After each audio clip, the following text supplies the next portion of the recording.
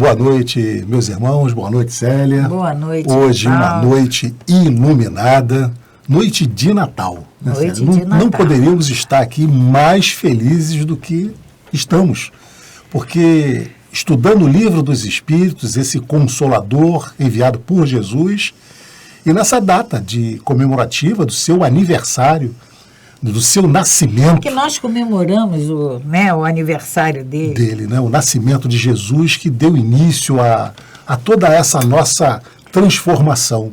Então, estamos aqui muito felizes de poder estar participando com vocês aí nas suas casas, dessa noite natalina, nesse 25 de dezembro. E mais do que nunca, Nivaldo, compartilhar com todos vocês. Essa noite é muito especial. É muito especial, muito significativo especial para todos nós. Por isso estamos aqui muito, muito mesmo felizes da vida de estarmos aqui. O que podemos falar, né, Célia, desse mês de dezembro? Semana passada você já falou alguma coisa da grande importância de como nós nos sentimos mais leves, nós nos sentimos mais aconchegados, nós ficamos mais amorosos, mais sensíveis. Vamos todos nós, vamos parar e vamos pensar. Se não estamos diferentes, se não viemos ao longo desse mês nos sentindo melhores, com mais luz, mais dispostos. Mais animados, né?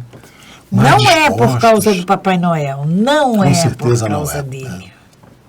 E é uma das coisas que a gente sempre fala, né, Célia, que a gente precisa levar essa imagem, trazer essa presença de Deus, da espiritualidade, de Jesus, para os nossos jovens. Porque a gente tem percebido, sabe, Célia, que a figura do Papai Noel, ela tem ficado mais forte em nossas famílias, na presença das nossas crianças, que a figura de Deus, de Jesus. Então é preciso que a gente dê o real significado desta noite de Natal. Porque, Nivaldo, todo Natal nós deveríamos parar para pensar nessa figura desse menino Jesus. Que para esse menino chegar até nós, o sacrifício que ele teve que se impor. É verdade. Como espírito puro. Como espírito puro. Ele precisou se adequar, e a espiritualidade nos conta, né, Célia, do grande tempo que foi necessário, da transformação que o planeta precisou sofrer para que ele pudesse encarnar, vivenciar conosco as suas leis, mostrar para nós como nós temos que proceder. Então, quando a gente fala do amor dele por nós, isso só a vinda dele até aqui, passar conosco, vivenciar conosco todas essas mazelas, suportar o que nós fizemos com ele. Só isso, falar do amor dele por nós é muito pouco. Muito pouco. Ele nos mostra diariamente o seu amor, independente de todo esse sacrifício, entre aspas, né? Porque ele se propôs a isso, por amor ele se propôs a isso, a vir aqui nos ajudar, a fazer, para que nós víssemos o que é caridade, o que é paciência, o que é benevolência, né, o que é. O que é o amor? É o que Jesus veio nos trazer, porque sabemos que todos os evangelhos foram escritos por outras pessoas, aqueles que alguns conviveram com ele, outros dois não, Marcos, né, não conviveu, mas, e Lucas também não, mas nós sabemos, dos quatro, só dois conviveu com Jesus, né? Mas nós sabemos, né, Célia, que ele veio vivenciar essa experiência, nos ensinar o amor. Como ele disse lá atrás, eu não vim mudar a lei. E ele é tão lindo, que já sabendo de tudo que nós iríamos fazer com ele, ele ainda, ele nos diz assim, eu vim para que tivessem vida e vida em abundância. É verdade. Sabe, e a gente fica medindo palavras para falar dele, falar de amor. Hoje, Célia, você falou uma verdade, né? Nós ficamos medindo palavras para falar de Jesus. Hoje a gente omite. Ser religioso é ser brega. É ser brega. Infelizmente. E nós temos que mudar esse entendimento. Nós temos que vivenciar essa presença divina em nossas vidas. Porque, Célia, nós não somos daqui. A nossa essência é espiritual. Não conhecemos ninguém com 200 anos, com 150. Então, nós vamos ter que retornar à nossa essência, à nossa base, à nossa matriz, que é o mundo dos espíritos. Então, é preciso que a gente possa ter esse entendimento para que a gente possa saber como vivenciar dentro dos ensinamentos que ele nos trouxe. Aprendendo cada dia mais, Célia, a viver esse amor, esse entendimento, essa misericórdia de nós nos colocarmos na dificuldade do outro, para que a gente possa extrair daí um pouco de paz e levar para o outro também. Essa é a verdadeira essência divina. É nós começarmos a viver como irmãos que somos. Porque todo ano, Nivaldo, eu me questiono e eu falo isso. Nesse mês de dezembro, porque a atmosfera ela é diferente, o amor, a nossa dedicação, os nossos pensamentos voltados para esse irmão mais velho que nós temos, todos esses pensamentos, a espiritualidade nos envolve mais. Então nós demonstramos todos esses sentimentos mais nobres que nós temos em nós. E aí todo ano eu me questiono, por que a gente não é assim? Não faz isso o ano inteiro. Porque esses sentimentos existem dentro de nós. Nessa época, a gente deixa aflorar. E por que em épocas anteriores a gente também não deixa mais rudes, aflorar? Né? Mais severos. E aí, hoje a gente encontra um desafeto na rua, um Feliz Natal, ou um bom dia, ou uma boa noite, mas isso é de coração. Hoje a gente faz isso. Mas por que amanhã a gente não continua fazendo também isso? É um questionamento que eu me faço porque nós podemos. Nós podemos. A época agora, eu vou concordar, é mais propícia. É mais propícia, né? Mas se nós fazemos hoje, é porque nós podemos fazer em outras épocas.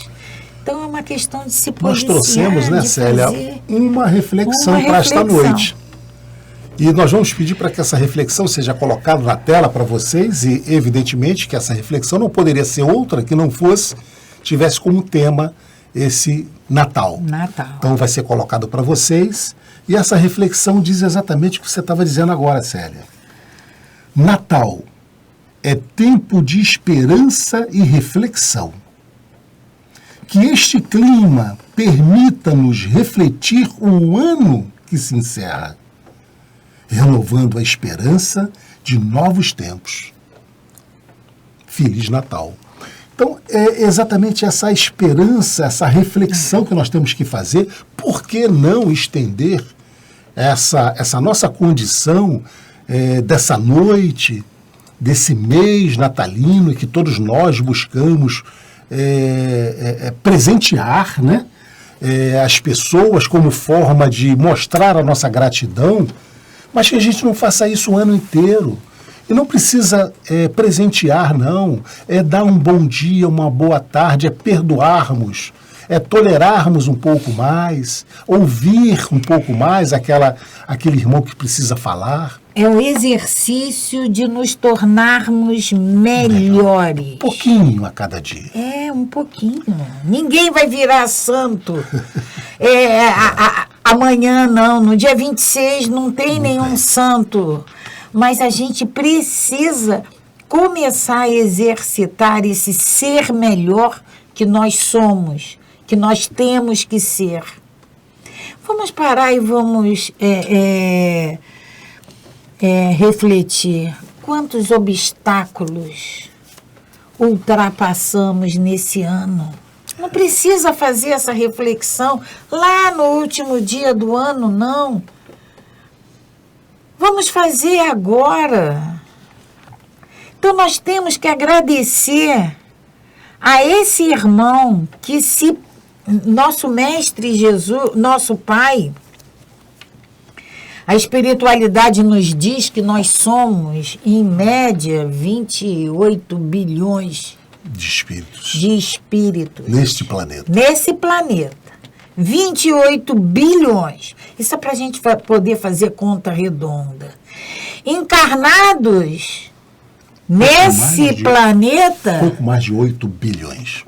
Vamos fazer a conta de 8 bilhões. Então, nós temos 20 bilhões de irmãos desencarnados. E esse menino Jesus, esse bebê, essa criancinha que chegou para nos ensinar, ele é o responsável por todos eles. Ele assumiu a responsabilidade de conduzir todos esses 28 bilhões de espíritos simples e ignorantes de volta ao nosso Pai. Perfeitamente. Então, todos os obstáculos que nós vencemos, todo esse ano que daqui a pouco chega ao final, a gente precisa virar para ele e ficar: obrigado, Jesus. Obrigado por ter resistido a tantas coisas que nos aconteceu, né? E não desiste de nós nunca. E o próprio Livro dos Espíritos, tá, Célia? Em uma das questões, a Kardec pergunta qual foi o modelo que o nosso Pai nos deu para que servir de guia e modelo para nós. E eles nos respondem: Jesus. É uma das respostas mais curtas do Livro dos Espíritos. E aqui Vede Jesus. E aqui também no Livro dos Espíritos, o único espírito puro que conviveu conosco. Essa criancinha que nós comemoramos o nascimento. Que a gente possa, Célia, trazer novamente o verdadeiro sentido do Natal, que é a presença, o nascimento de Jesus em nossas vidas, que ele possa brotar nas nossas vidas, que a gente não substitua por presentes, por Papai Noéis, por outras coisas, por mesas fartas, comemorações grandiosas, mas que a gente traga esse exemplo da simplicidade com que ele nos veio e com a certeza desse amor eterno, desse amor ao próximo, sempre. Sempre. Graças a Deus. Graças a Deus. Feliz Natal a todos vocês. Feliz Natal para todos nós. E vamos dar continuidade ao nosso estudo do Livro dos Espíritos. Semana passada, Célia, nós paramos na questão 811. Ficou faltando o desdobramento, mas eu acho que seria interessante lê-la novamente, né? A questão 811, Kardec faz a pergunta: será possível e já terá existido a igualdade absoluta? A igualdade absoluta das riquezas? Então, todo rico estariam no mesmo patamar?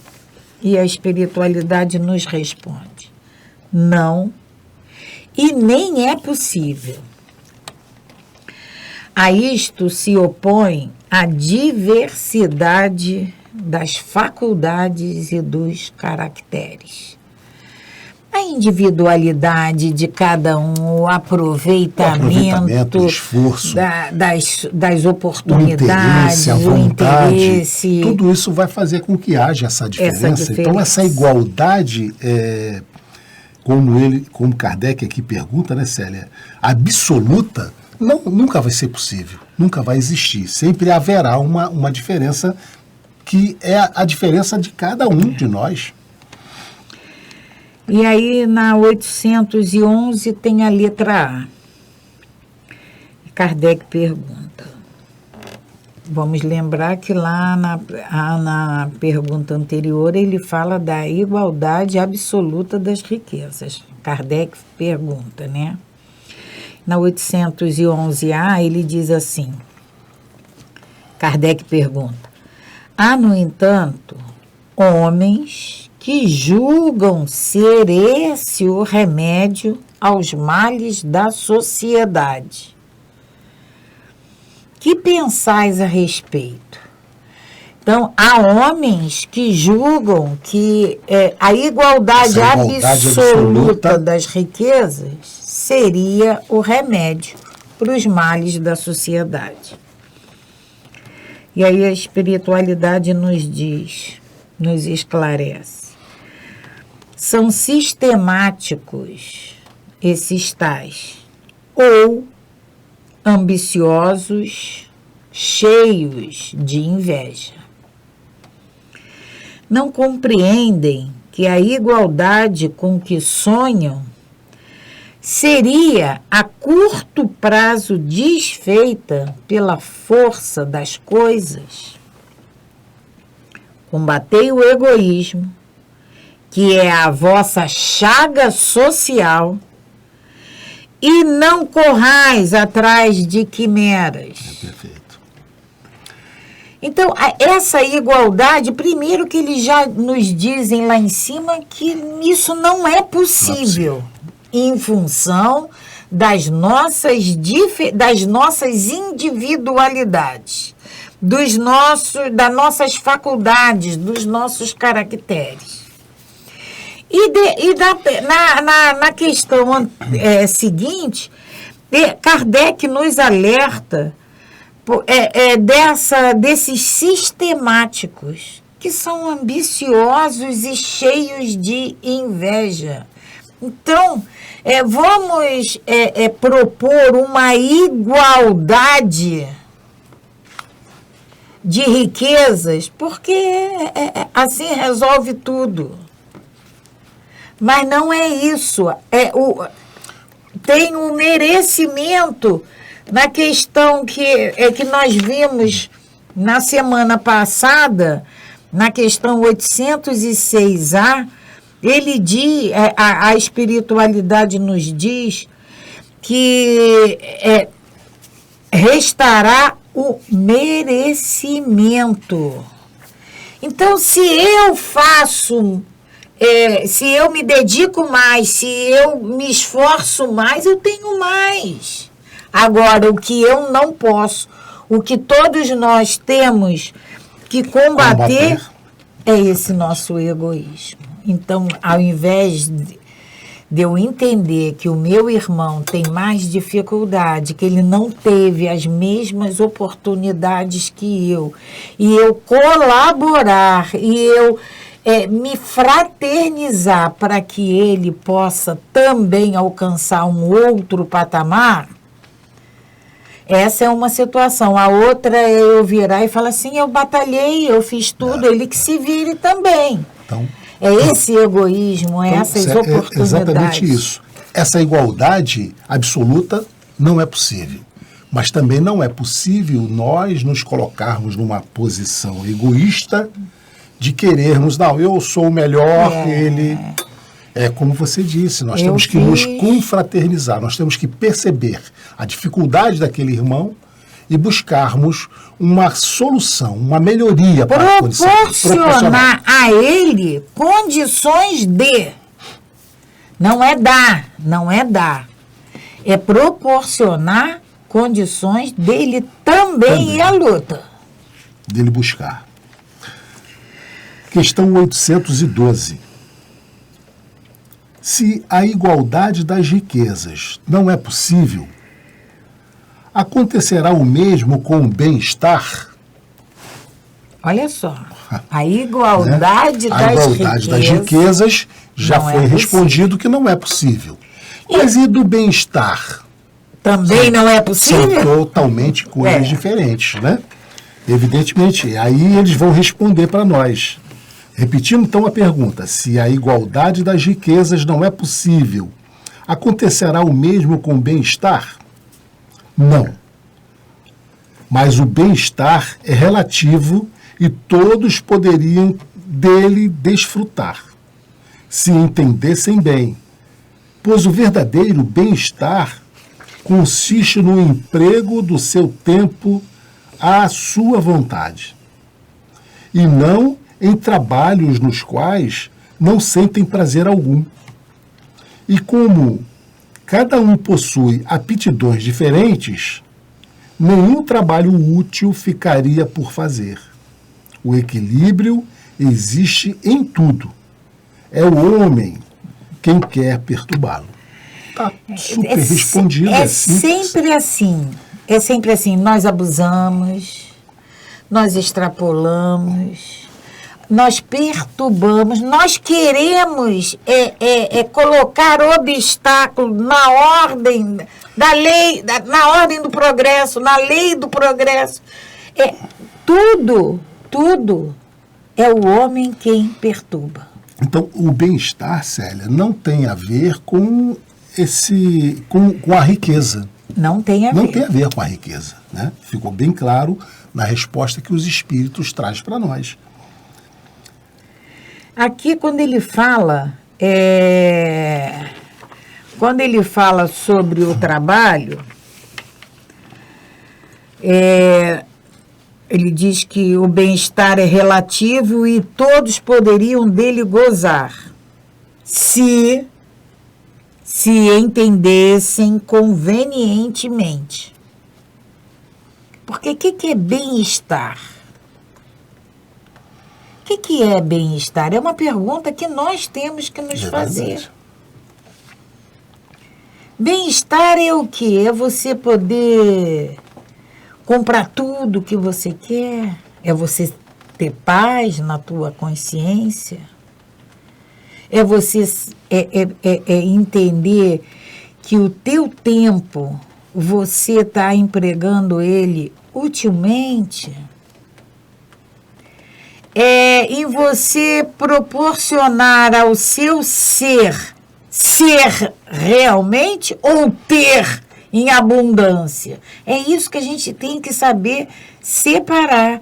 E quando ele diz o verdadeiro bem-estar consiste em cada um empregar o seu tempo como lhe apraz e não na execução de trabalhos pelos quais nenhum gosto sente. Sente é de sentimento, é de sentir. Então, a gente tem que procurar fazer essa reflexão de como eu estou empregando o meu tempo. Esse bem-estar tem a ver com o que eu faço de útil e de supérfluo. E aí ele faz o desdobramento dessa questão, o item A. Será possível que se entendam? Porque tudo isso que foi dito aqui na resposta da primeira questão, esse equilíbrio, né, que tem que existir entre os homens para que não haja uma perturbação, será possível que eles se entendam um dia? E eles respondem: os homens se entenderão quando praticarem a lei de justiça. Então, a lei de justiça. Justiça de amor e de caridade. Quando nós estivermos numa possibilidade, numa condição de percebermos, de entendermos essa lei de justiça, as leis divinas ao todo, né? Que vai nos permitir olhar para nós, mas olhar para o nosso irmão com o mesmo olhar, que a gente pratique aquela regra áurea de querermos para nós Isso. tudo aquilo que a gente quer que para o outro, nós estaremos então nessa condição de igualdade, de amor, de enxergar o outro como verdadeiro irmão. E aí sim, vai ser possível que a gente se entenda, vai ser possível que a gente pratique todas essas leis de uma forma sem nos transgredirmos, sem afrontarmos o outro. Vamos lá na questão 813. Kardec pergunta: há pessoas que por culpa sua, caem na miséria. Nenhuma responsabilidade caberá disso à sociedade? Nós já vimos. Por que Kardec faz essa pergunta? Primeiro, que nós estamos na desigualdade das riquezas. E depois, em questões anteriores, essa 685 fala sobre a lei do trabalho. Mas não é essa que eu quero falar. Mais lá atrás, não lembro em qual foi o programa, em qual foi a questão, mas vamos lembrar que Kardec, houve uma pergunta, houve um questionamento de Kardec e a espiritualidade nos respondeu que o mais forte deve socorrer o mais fraco. Na lei do trabalho. Na lei do trabalho mesmo. E que esse necessitado, quem pode, a sociedade tem, aquele que não pode prover os seus sustentos, a sociedade. Lembram disso, né? É na lei do trabalho que está. Exatamente a questão 685, Célia. Pergunta assim: o homem tem direito ao repouso na sua velhice? Isso. E eles respondem: exatamente sim, essa. Sua obrigação vai apenas até o limite de suas forças. No item A, Kardec pergunta: mas de que recursos disporá o velho que precisa trabalhar para viver e não pode? O forte deve trabalhar para o fraco. Não tendo ele família, a sociedade deve fazer as vezes desta. É a lei de caridade. Essa pergunta que eu estava querendo, essa resposta da espiritualidade que eu quero me reportar. E aí, para justificar essa pergunta de Kardec, porque ele pergunta: há pessoas que por culpa sua caem na miséria, ou seja, tinham a riqueza e caem na miséria. É diferente daquela que está na pergunta, na resposta da 685A. Nenhuma responsabilidade caberá disso à sociedade? E eles nos respondem: certamente. Já dissemos que a sociedade é muitas vezes a principal culpada de semelhante coisa. Ademais, não tem ela que velar pela educação moral dos seus membros? Quase sempre é a má educação que lhes falseia o critério, uma vez, em vez de sufocar-lhes as tendências perniciosas. Ou seja, a nossa sociedade, a grande culpa vai cair em cima sempre da nossa sociedade. Porque, vejamos, essa educação moral, quem hoje procura se comportar moralmente dentro das diretrizes que nos são traçadas pela nossa doutrina, como é que ela é reconhecida? Como é taxada? É brega? É beata? É boba? Então, a educação moral, ela fica comprometida. Porque não existe um interesse muito severo em desenvolver essa educação moral. A culpa é nossa? A culpa é nossa, claro que a culpa é nossa. Nós nos deixamos levar por isso. Mas nem por isso a sociedade deixa Tem de... que lavar as mãos. Ela vai ter que colher. E vai, não tem outro jeito. Pode não ser hoje, pode não ser amanhã, mas essa responsabilidade ela vai chegar, ela vai ser exercida mais hoje, mais amanhã. E aí, Célia, com essa pergunta e essa resposta, a gente fecha a desigualdade das riquezas. Das riquezas. E a gente vai falar agora sobre provas da riqueza e da miséria. Provas da riqueza e da miséria. Como a gente já conversou, já falou sobre isso, né? Puxa vida, um tão rico, um tão pobre, como é que faz isso? Como pode?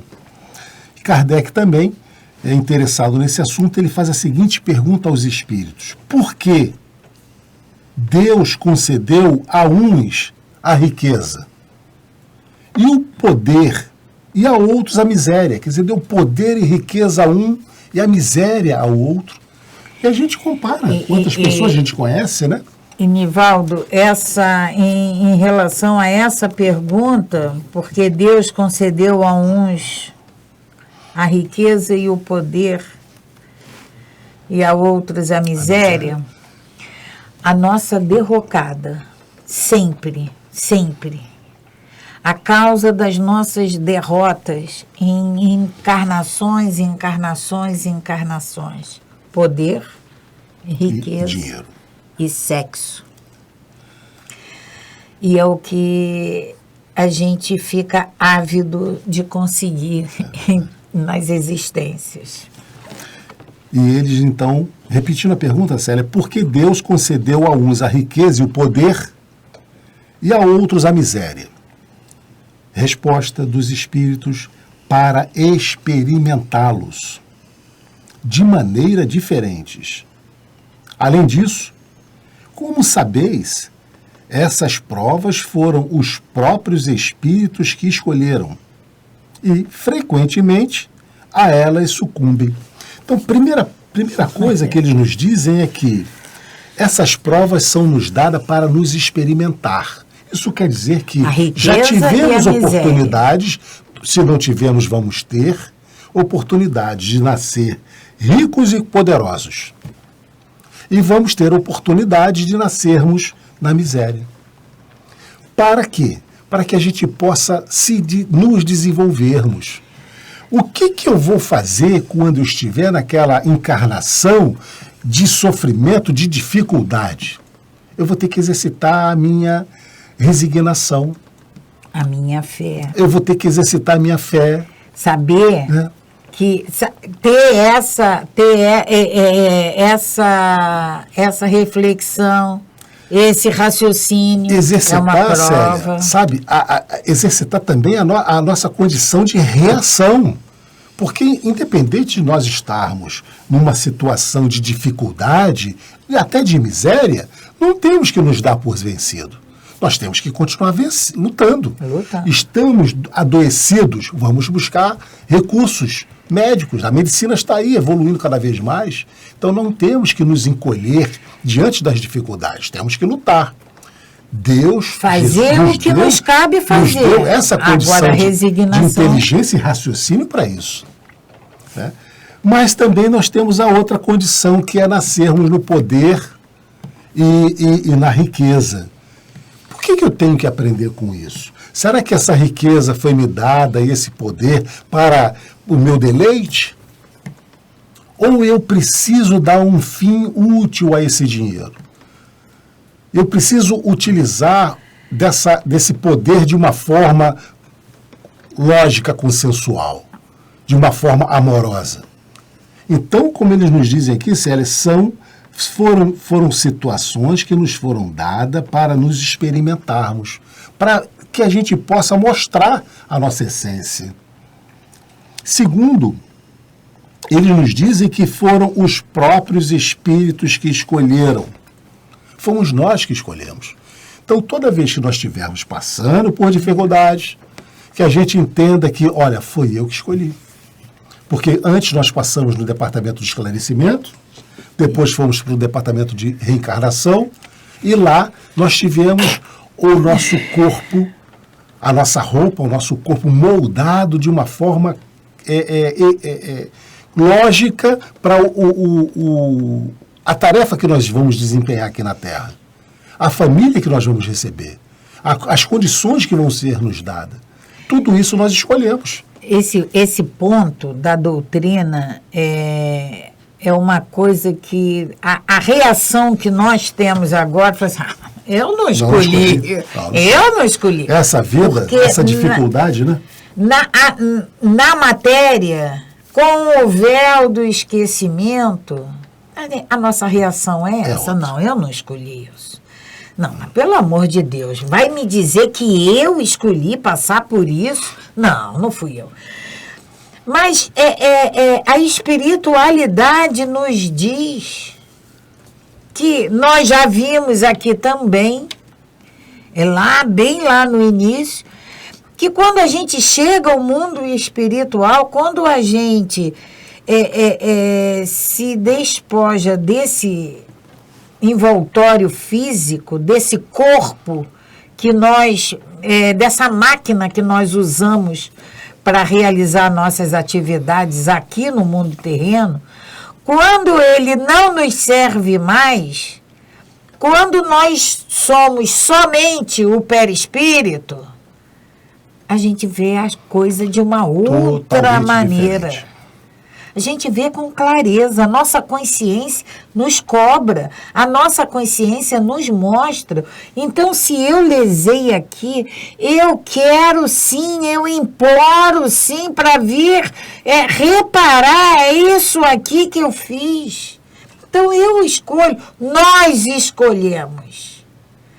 Se eu fiz um uso muito mau, um uso muito egoísta da minha riqueza, eu escolho sim vir miserável para passar aquilo que eu fiz passar.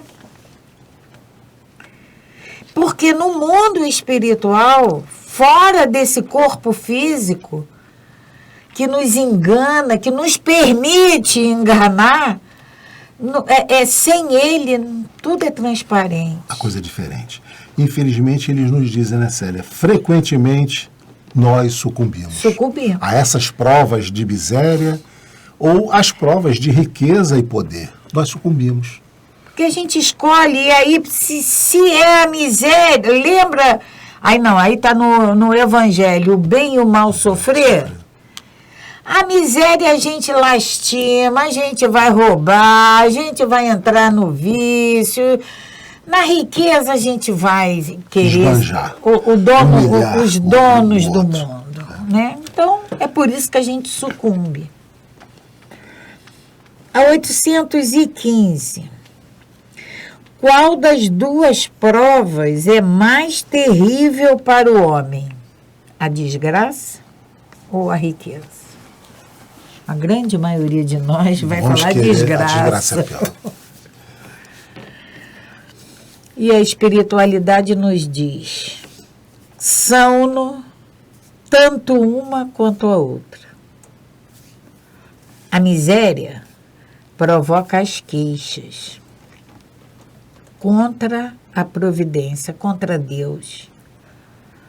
A riqueza incita a todos os excessos.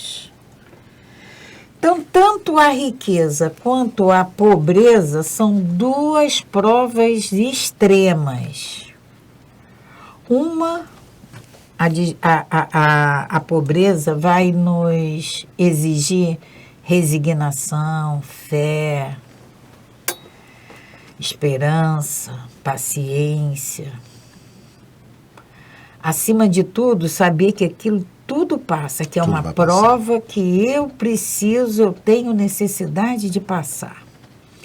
E a riqueza? A riqueza vai me permitir tudo. Eu compro meu irmão, eu posso, eu faço, eu quero. E aí ela incita todos os excessos, todos. Não é assim? Infelizmente é assim. Infelizmente. Ainda é assim. Então, as duas são perigosas. As duas precisam atenção. Questão 816. Se o rico está mais sujeito a tentações, não possui também mais meios para fazer o bem? Então, o rico, ele está mais sujeito à tentação, né? Ele tem mais possibilidades. E Kardec faz essa pergunta porque é a que nós gostaríamos de ter feito. Porque quantas vezes nós falamos e nós conhecemos pessoas que falam assim, quando eu ganhar na loteria, eu vou fazer. Mas, ó, o dia que eu for rico, eu vou fazer. Né? Coloca uma condição para começar a praticar o bem. Eu estou na riqueza. Então, se o rico está mais sujeito a tentações, não possui também os mais meios para fazer o bem? Porque você tinha dito aqui, né, Célia, na questão anterior, entre as duas provas, né, do homem, qual das duas provas é mais terrível, né? A da fortuna ou a da desgraça? E eles respondem tanto uma quanto a outra, mas no nosso íntimo a gente acha que a da desgraça seria pior. Então Kardec aí pergunta se o rico está mais sujeito a tentações, não possui também mais meio para fazer o bem? E eles respondem, é justamente o que nem sempre faz. Quando ele está com dinheiro, ele acaba esquecendo, né? Nivaldo, a coisa é tão séria, que era para ser. A finalidade era essa, o projeto inicial era esse. Mas, Nivaldo, aqui encarnado, eu vivo numa miséria sem tamanho. Aí, do nada, da noite para o dia, eu ganho uma grande fortuna. Eu esqueço todos os meus irmãos que viviam ali como eu vivia. A minha realidade passa a ser outra. Eu só tenho o olhar dali para frente. O que eu vivi, acabou. Não é? Então, por isso que eles dizem, é justamente o que nem sempre faz. Torna-se egoísta, orgulhoso e insaciável. Insaciável. Suas necessidades aumentam com sua fortuna. E ele crê nunca possuir o bastante para si unicamente. Então, ele se torna, olha só, insaciável. Ele quer cada vez mais. Aquela fortuna não basta. Ele quer mais, né? E quanto mais ele tem a fortuna, mais insaciável ele se torna. É uma bola de neve. Célia, essa questão ainda tem nota de Kardec, tem bastante coisa para a gente falar. Nós vamos parar por aqui. Mas nessa noite de Natal, vamos retornar, provavelmente o ano que vem, mas e vamos retornar essa questão 816. E aí nós vamos entrar num tópico maravilhoso. igualdade dos direitos do homem e da mulher. E da mulher. Isso aí. Os espíritos também nos falaram isso. Então, nós vamos encerrar mais um programa. Esse programa especial porque é um programa na noite de Natal. Agradecemos a esse menino Jesus, agradecemos a esse irmão tão querido e que possamos ter,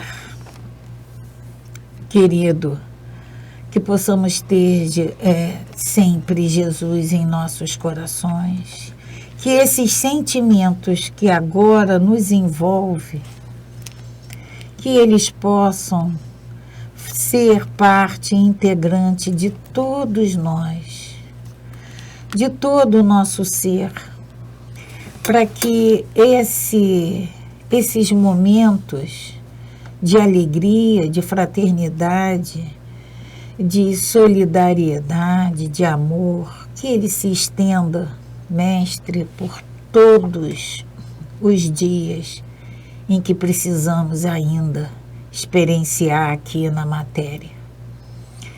Te agradecemos, Mestre. Precisamos manifestar a nossa gratidão imensa por esse teu amor por todos nós. Graças a Deus, Mestre. Feliz Natal a todos. Feliz Paz Natal a todos. E bem, paz e luz. Paz, muita paz. Feliz Natal a todos vocês. Feliz Natal, Zé. Feliz Natal, Nivaldo.